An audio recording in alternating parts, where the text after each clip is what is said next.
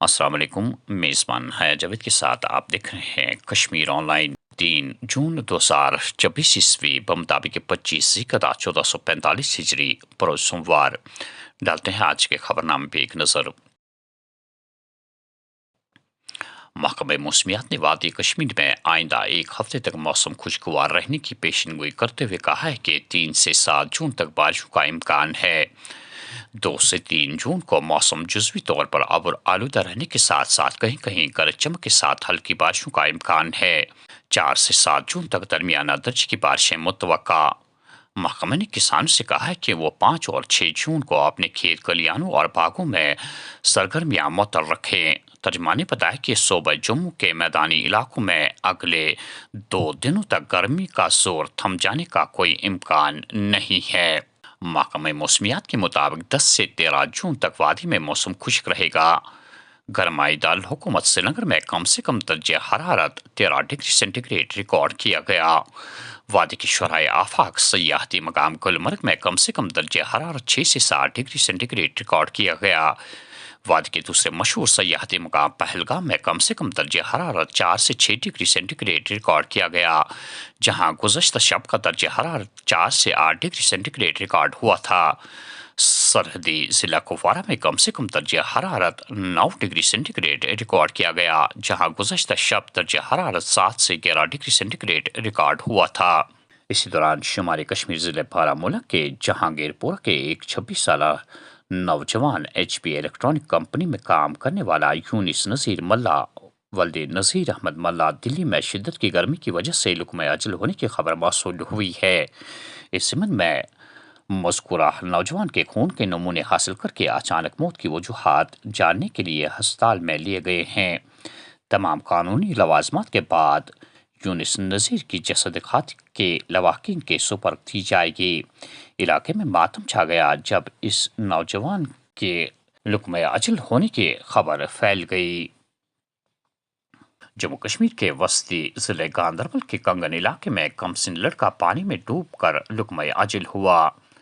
اطلاع کے مطابق اتوار کے روز کنگن میں اس وقت سنسنی پھیل گئی جب 11 سالہ آصف احمد ولد مختار احمد ساکن تھیون کنگن پیر پھسل جانے کے نتیجے میں اریگیشن کنال میں جا گرا۔ معلوم ہوا کہ آس پاس موجود لوگوں نے لڑکی کو پانی سے باہر نکال کر ہسپتال پہنچا دیا، تاہم ڈاکٹروں نے اسے مردہ قرار دیا۔ در اثنا پولیس نے معاملے کی نسبت کیس درج کر کے تحقیقات شروع کر دی ہے۔ رواں سال ابھی تک وادی کے مختلف علاقوں میں ڈوب کر لقمہ اجل ہونے والے افراد کی تعداد 50 سے پار کر گئی ہے۔ اب کی بار پھر مودی سرکار لوک سبھا انتخابات 2026 کے نتائج سے قبل مختلف میڈیا اداروں کی جانب سے ایگزٹ پول جاری۔ وزیر اعظم نریندر مودی مسلسل تیسری مدت کے لیے اقتدار برقرار رکھیں گے، این ڈی اے کو بڑی اکثریت حاصل ہونے کی امید۔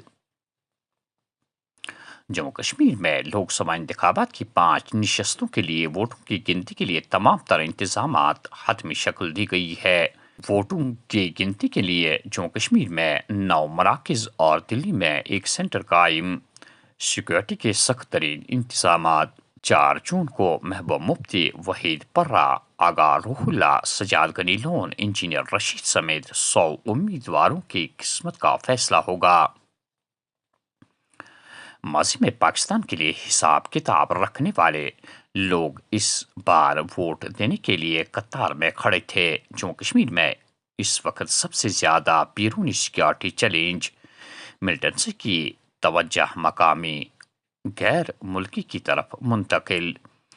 گزشتہ 5 سالوں کے دوران 150 سے 200 مقامی ملٹنٹ سرگرم تھے اور اب یہ تعداد 22 تک رہ گئی ہے۔ سرحد پار سے لانچنگ پیڈ ابھی بھی متحرک 70 سے زائد ملٹنٹ اس بار داخل ہونے کی طاق میں۔ آر سوین رواں ماہ کے آخر سے شروع ہونے والی سالانہ امرناتھ یاترا کے لیے سخت ترین حفاظتی انتظامات ہو رہے ہیں۔ رواں سال سینٹرل آرمڈ پولیس فورسز کی تقریباً 450 سے 500 اضافی کمپنیاں تعینات کیے جانے کا امکان۔ گفا کی جانب والے راستے کو خصوصی کمانڈوز کی تحویل میں دیا جائے گا۔ فضائی نگرانی بھی ہوگی۔ پونچھ اور سانبا اضلاع میں پاکستان کے ساتھ لگنے والی سرحد کے قریب مشتبہ افراد کی نقل و حرکت۔ دونوں مقامات پر جنگلات میں بڑے پیمانے پر سیکورٹی فورسز کا تلاشی آپریشن جاری۔ رجوری میں نارکوٹکس کنٹرول بیورو کی ٹیم کی جانب سے بڑی کامیابی، فوج کے 2 سابق پورٹروں کو 2.04 کلو گرام ہیروئن کے ساتھ گرفتار کر لیا گیا ہے۔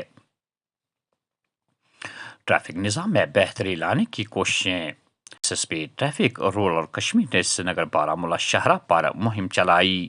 ڈرائیور گاڑیاں چلاتے وقت ٹریفک قوانین پر منوعن عمل کریں، کوئی کوتاہی برداشت نہیں کی جائے گی۔ قوانین کی خلاف ورزی کرنے والے ڈرائیور حضرات کو بخشا نہیں جائے گا۔ روندر پال سنگھ۔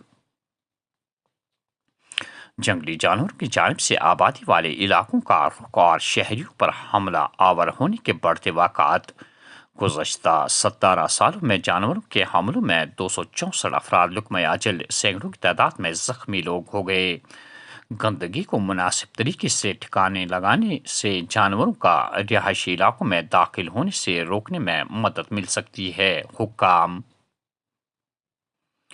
اونتی پورہ سے ریشی پورہ کے ہوتے ہوئے پنجگام کولہاپورہ سڑک کی خستہ حالی، مقامی لوگوں میں شدید ناراضگی، سڑک کی مرمت کا کیا گیا زوردار مطالبہ۔ اور آخر میں یہ خبر کہ کولگام کے نوجوان صحافی پرویز وانی کو صدمہ عظیم، صحافتی برادری کی جانب سے تعزیت پرسی۔